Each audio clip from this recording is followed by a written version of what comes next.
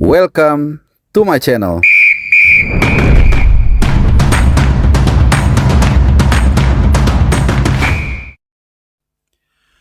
Halo, selamat datang di channel Bung Harpa. Selamat hari Selasa dan juga salam sehat teman-teman semua. Kita lupakan sejenak ya hasil minor di turnamen Piala Asia U20, di mana kita semua sudah tahu Indonesia tersingkir secara menyakitkan dari Iran kalah 3-0 dan juga dari Uzbekistan kita kalah 3-1.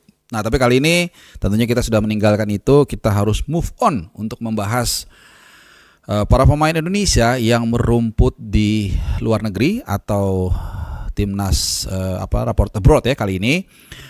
Ada rangkuman dari 2-3 hari bahkan 4 hari terakhir yang mungkin terlewatkan. Jadi mohon maaf karena ada satu dan lain hal baru gue bisa sertakan laporan performa para pemain Indonesia yang tampil di luar negeri. Walaupun belum semua pemain membela klubnya karena mungkin seperti Martin Paes di mana klubnya nanti baru akan berlaga akhir minggu ini. Kemudian juga ada yang memang sedang libur, contohnya di Thai League ya, di mana Asnawi dan Pratama Arhan masih belum ada jadwal. Demikian juga dengan Sadir Ramdhani di Malaysian League dan juga Jordi Amat. Jadi ini gue coba bahas seluruhnya. Jadi ada total 23 plus Jairo Ritual yang belum jelas, rimbanya ada 24. Jadi 23 plus 1 lah, demikian ya. Dan juga ada yang bermain subuh ini. Jadi ini waktu gue rekam ini subuh nih, jam 2 kurang seperempat pagi lah kurang lebih. Jadi ada beberapa pertandingan yang sedang main. Copenhagen misalnya sedang bermain. Dan saat ini gue buat dalam keadaan unggul 2-0. Dan Kevin Dix cadangan. Kemudian juga ada seperti Nathan yang belum main sama sekali. Sudah 100 sekian hari ya. Sampai bosen kalian pasti ya. Kalau yang ikutin channel gue tahu persis. Bahkan yang lebih parah lagi dia nggak masuk di 3 DSP sekaligus. Dalam 3 laga terakhir dia nggak masuk line up, bahkan di cadangan sekaligus. Dan di pertandingan terakhir pun waktu dikalahkan Stoke City 3-1, itu yang menjadi miris udah dia nggak masuk DSP, 3 pertandingan beruntun. Kemudian juga saingan utama dia Josh Timon kalau gue nggak salah ya, itu golin walaupun kalah. Jadi 3-1 itu satunya golnya dari pesaingnya Nathan Chon. Jadi banyak raport merah nih. Kemudian juga ada berita minor juga ya, masih dari Thai League juga, kita kembali ke Thai League tapi di divisi kedua atau kasta kedua, di mana Ronaldo Kuateh ini kan juga salah satu pemain yang sering kalian minta untuk dibahas ya, dan memang dia masih pemain kita juga, warga negara Indonesia, walaupun jarang dipanggil di tim nasional senior, mungkin hampir nggak pernah, tapi ini masukan kalian juga ya untuk diingatkan. Ini juga kabar terakhir dia cedera, jadi setelah dipinjamkan ke Mahasarakam kalau nggak salah namanya susah, itu dia belum main sama sekali. Jadi dipinjamkan oleh Muang Thong, itu dia sama sekali belum mendapatkan kesempatan karena memang ternyata cedera. Oke, kita bahasnya dari mana nih ya? Jahit Ses juga lagi main nih sebentar lagi. Saat ini gue rekam, dia lagi siap-siap, sejam lagi dia akan main. Jadi tergantung gue uploadnya kapan sama kalian nontonnya kapan. Mungkin kita mulai dari kali ini dari posisi dulu deh, dari penjaga gawang ya. Martin Paes gue tadi singgung, dia nanti baru akan main tanggal 23. Yaitu hari Minggu kalau nggak salah, menghadapi Houston Dynamo. Itu pertandingan pertama MLS yang akan bergulir musim 2025. Nah, di posisi penjaga gawang lainnya tuh Siros Margono, yang ini mungkin bisa menjadi alarm ya buat Patrick Kluivert dan kawan-kawan untuk mempertimbangkan dia dipanggil dalam menghadapi 2 laga kualifikasi Piala Dunia, menghadapi Australia nanti tanggal 20 dan juga menghadapi Bahrain tanggal 25. Dua-duanya sama-sama di bulan puasa nih, sudah di ujung bulan Ramadan. Ya mudah-mudahan memberikan berkah. Di mana Sirus Margono setelah dia memberanikan diri untuk keluar dari zona nyaman, kemudian dia pindah ke Duk Gini. Ini klub dari Liga Kosovo di kasta kasta tertinggi sepak bola profesional di Liga Kosovo. Nah, itu dia.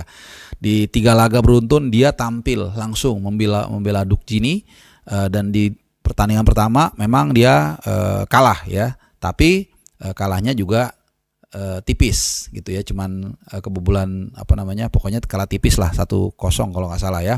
Kemudian di pertandingan kedua main imbang, nggak kebobolan nih 0-0, tapi adu penalti kalah. Nah terakhir akhirnya Sirus Margono berhasil membawa timnya menang 2-1 setelah tertinggal lebih dulu 1-0.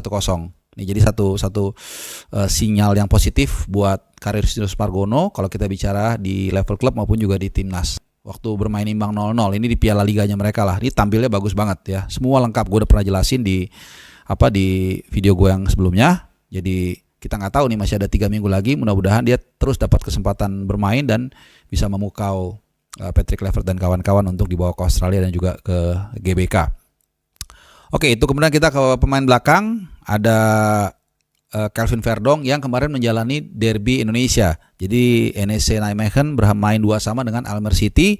Kalau Kelvin Verdong, gue nggak usah perlu menjelaskan bagaimana pemain ini sangat rutin dan juga sangat reguler baik di Nijmegen maupun juga di timnas Indonesia, tidak tergantikan kecuali mungkin cedera atau katakanlah dia baru recovery habis membela timnas, biasanya agak dicadangin dulu tuh sama klubnya, sama Nijmegen. Tapi kalau nggak ada ya dia pasti akan main.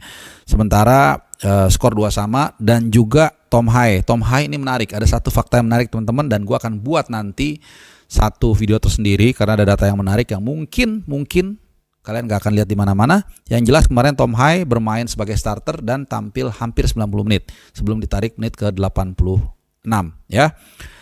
Oke, kita kembali lagi ke back, ke Sandy Walsh. Sandy Walsh kemarin sudah mulai menjalani pekan pertamanya bersama Yokohama Marinos di musim baru J-League ya. Tapi sayang dia tidak dimainkan sama sekali. Timnya bermain imbang 1-1 menghadapi Albinex Niigata gitu. Dan di posisi dia kan bisa main di CB kanan maupun di RB. Nah, di CB kanan itu gue lupa namanya, yang pasti pemain yang menjadi tulang punggung klub juga dan sebagai vice captain atau wakil kapten. Jadi ini tantangannya berat, tapi mudah-mudahan ada hilal, ada kesempatan dalam kesempitan yang bisa dimanfaatkan oleh Sandy Walsh untuk bisa menambah pengalaman, experience, competitiveness levelnya dengan bermain lebih reguler. Tapi satu-satunya nilai plus yang gue senang dengan kepindahan dia ke Jepang adalah ketika nanti main di kualifikasi Piala Dunia, either nanti lawan Jepang atau lawan China, ke GBK, ke Indonesia kan, bahkan ke Australia nanti nggak terlalu jauh terbangnya, mungkin sekitar ke Australia itu mungkin sekitar 10-12 jam secara total kalau direct flight ya ke Sydney. Jadi ini mengurangi juga lah waktu tempuh di perjalanan yang lumayan menguras tenaga juga. Alright, kita ke Justin Hubner ini sebenarnya udah main, terakhir dia main cukup lama ya, mungkin hampir seminggu yang lalu saat menghadapi Rockdale di ini semacam Piala Liga ya kalau gue nggak salah. Yang pasti dalam skor 2-2 ini luar biasa ya. Jadi Justin Hubner itu mencetak gol di akhir-akhir pertandingan dan membawa pertandingan itu menjadi seri atau imbang 2-2. Kemudian di adu penalti pun dia mencetak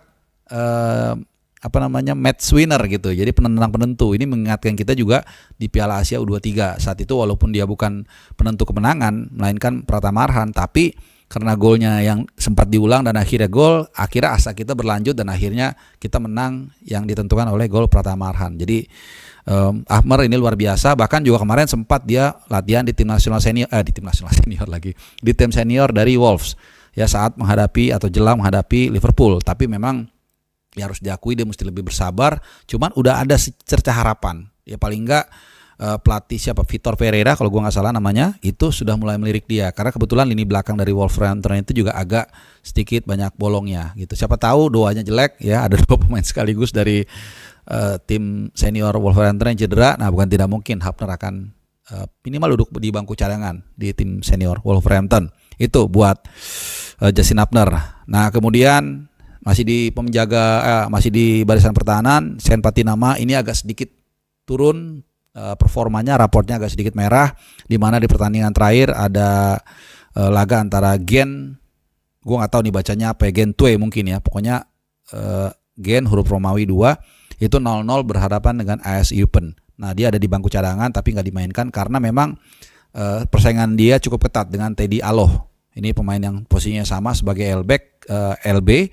Dan tapi ya secara umum musim ini Sen Patinama cukup banyak dapat minute play lah gitu. Gue lupa beberapa kali starter, mungkin ada 7-8 kali sekitar segitu. Di atas 5 lah dia starter seingat gue, mungkin 10. Jadi ya wajar, yang penting jangan terlalu lama. Mudah-mudahan dia ada kesempatan lagi untuk tampil bersama AS Eupen. Ini ada di Challenger Pro League ya, jadi kasta kedua sepak bola profesional Liga Belgia. Nah, Elkan Bagot ini raportnya secara umum mungkin kalau gue kasih nilai 8,5 ya atau 8 lah gitu. Cuman memang di pertandingan terakhir saat Blackpool bermain imbang 3 sama dengan Mansfield Town, dia hanya bermain satu babak di babak yang pertama. Jujur gue nggak tahu ada apa, mudah-mudahan bukan cedera. Yang pasti kalau kita tarik lagi ke beberapa pertandingan terakhir, Elkan Bagot luar biasa penampilannya, sangat reguler dan cukup vital ya dalam mengawal pertahanan dari Blackpool ya. Kadang-kadang dia main sebagai CB kiri, kadang-kadang juga ada sekali kalau nggak salah dia bermain sebagai LB, tapi kebanyakan memang sebagai CB kiri. Nah, masih di pemain belakang yaitu Max Hilgers. Ini akan menjadi terakhir bahasan gue soal pemain belakang. Max Hilgers, nah di pertandingan kemarin di Eredivisie itu lawannya Walwich, tim papan bawah. Kalau gue nggak salah juga nih juru kunci. Jadi pelatih mungkin berpikir, oke, jangan dipus lagi nih 2 pertandingan berturut-turut, biar dia ada sedikit rileks. Di pertandingan tersebut dia memang dicadangkan dan nggak main, dan menurut gue nggak perlu. Ini rotasi yang positif yang dilakukan oleh pelatih Twente. Jadi jangan dibully ya kalau dicadangin atau dimainkan, karena pelatih juga pasti punya kepentingan untuk menjaga asetnya dan di saat yang sama juga mencapai tujuannya untuk memenangkan pertandingan buat klubnya. Jadi Twente menang 2-1, tapi Hilgers hanya di bangku cadangan, tidak dimainkan sama sekali, which is a very good decision. Kita sedikit bergeser ke tengah, walaupun tadi sudah sempat gue singgung Tom Haye karena berhadapan dengan Calvin Verdong. Dari Inggris ya, dari Oxford United, karena ada 2 pemain kita di sana, ada Ole Romney yang baru bergabung dan juga Marcelino Ferdinand. Walaupun sudah baru bergabung juga, tapi dia lebih dulu. Kalau untuk Marcelino dulu deh, kemarin saat kalah 0-2 dari Portsmouth. Ini Portsmouth kalau kalian ingat tempat klubnya Glenn Johnson, dia juga tidak muncul batang hidungnya dan sudah 8 pertandingan berturut-turut nih di tim senior Oxford United. Marcelino tidak ada. Memang ada di rentang tersebut, ada sekali dia main di U21 saat Liga Piala Oxford ya, di sekitar Oxford, dan itu dia cetak gol dan juga cetak assist ya. Tapi di senior dia sudah 8 kali absen dan terakhir dia membela Oxford United itu, dan satu-satunya saat menghadapi Exeter saat kalah 3-1. Dia masuk menit 87 dan malah kena kartu kuning. Nah, sebaliknya Ole Romney justru mulai meningkat pelan-pelan minute play-nya. Kemarin dia masuk menit ke 66, jadi total minute play-nya itu 24. Plus injury time gue nggak tahu, mungkin 3 menit, jujur gue nggak nonton. Tapi yang menarik adalah total pertandingan yang sudah dijalani oleh Romney sejak dia bergabung ke Oxford itu 4 kali, dan 4-4-nya itu semua dari bangku cadangan. 11 menit, kemudian 3 menit dan 24 menit. Totalnya 49 menit, jadi tidak sampai 50 menit. Tapi mungkin itu lebih ya karena ada injury time, jadi sekitar 55 menit lah mungkin, atau nggak sampai, atau mungkin 1 jam paling lama. Yang pasti ada gradasinya. Setahu gua ini lebih bagus minute play-nya, regular time-nya dibandingkan saat dia masih di Utrecht, yang di momen-momen terakhir sebelum dia pindah itu hampir jarang dimainkan ya. Oke, Ronald Dacoates tadi gue udah singgung. Nah, Ivar Jenner juga sama, main saat ini gue rekam ini saat sedang hampir main ya, jam 2 subuh. Jadi kita akan tunggu, nanti akan ada Jay Itses, Ivar Jenner dan juga Kevin Dix. Akan gue bikin satu batch sendiri mungkin besok ya, supaya teman-teman bisa termanjakan dengan informasi yang akurat, yang mudah-mudahan akurat ya. Kemudian juga ada Nathan tadi udah. Eleanor Renders. Nah, Eleanor Renders agak sedikit turun raportnya, agak sedikit merah, tapi gue rasa sih masih tolerable, masih bisa ditoleransi.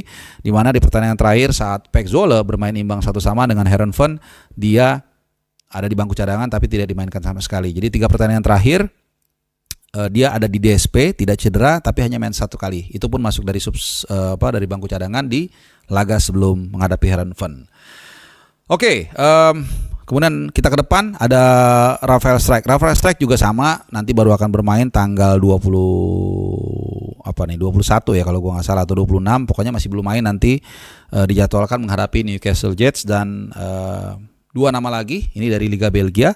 Ragnar Roratmangun kemarin walaupun timnya kalah 3-2 dari Leuven, di mana dia bermain 84 menit nih. Jadi kalau gua nggak salah dia sudah lebih dari 10 kali itu selalu bermain buat Dender FC gitu ya. Mungkin gua nggak tahu 12-13 kali, pokoknya udah lebih dari 10 kali, dan kalau nggak salah juga 7 atau 8 dia sebagai starter. Jadi gua rasa ini satu situasi yang positif, meskipun dia nggak selalu bisa menyumbang berkontribusi dalam gol maupun assist ya.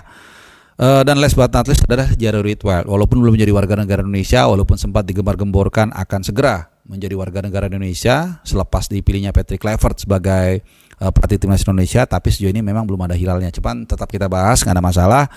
kemarin saat timnya Unwrap FC, Unwrap ya, baca seperti itu, menghadapi apa nih bacanya nih, Courtrai ya, pokoknya itulah lawannya. Menang 2-1 dan dia masuk menit ke 78. Jadi ini adalah pertandingan kedua setelah dia menjalani hukuman kartu merah, dan dalam 2 pertandingan terakhir itu dia selalu dimainkan dari bangku cadangan. Nah teman-teman semua, itu Go Rap langsung sekaligus dalam satu hamparan. Semoga tadi bisa memberikan informasi, insight buat kalian soal perkembangan situasi para pemain timnas Indonesia yang merumput di luar negeri. Dan tentunya gue mengucapkan terima kasih buat teman-teman yang sudah menonton. Sehat selalu dan adios.